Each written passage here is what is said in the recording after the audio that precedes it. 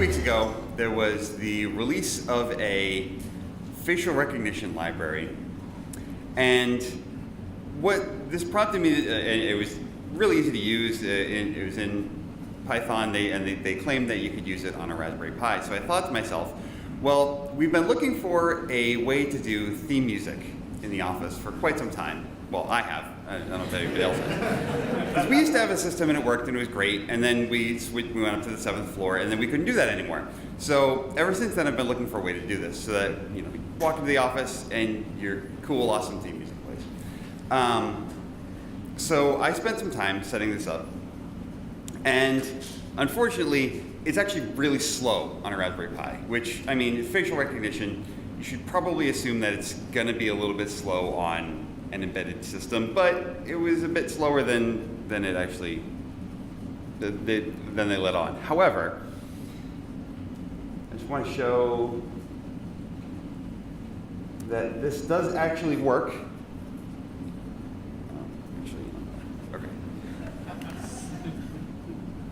Obviously, I have it right here. So this does actually recognize my face. And it played the music, but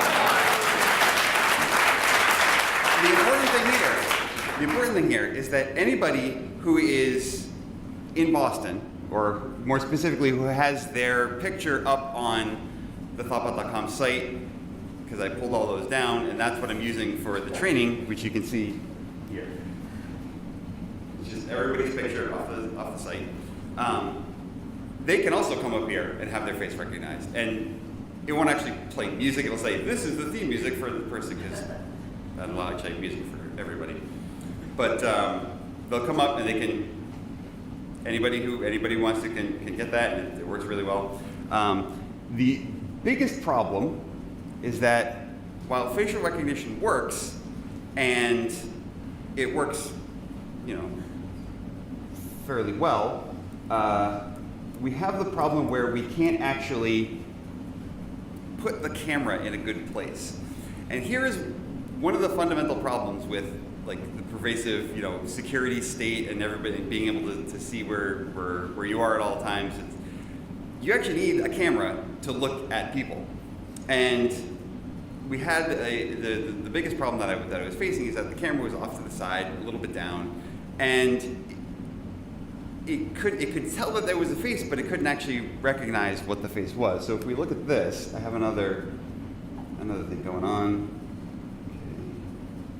Okay. We have this one that will find where my face is, and even in a weird, see, sometimes it's blipping in and out whether it's actually there or not.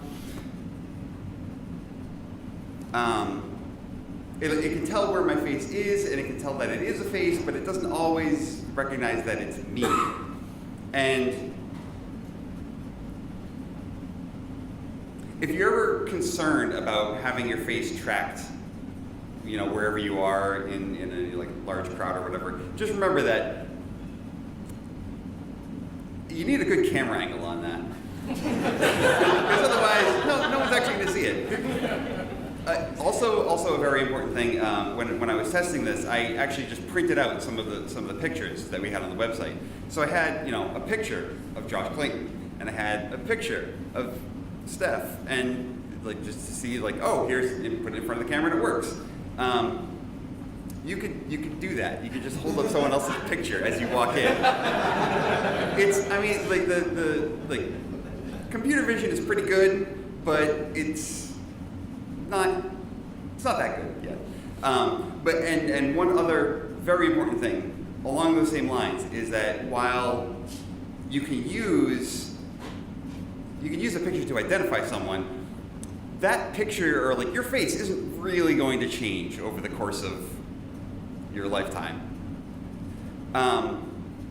And so it's like all biometric information, it can be used to identify you, but it's also not really good as security, because I could just hold up a picture of Josh in front of my face and say, oh, look, I'm Josh, I can get into whatever thing that so it's important to know the limitations of this kind of technology.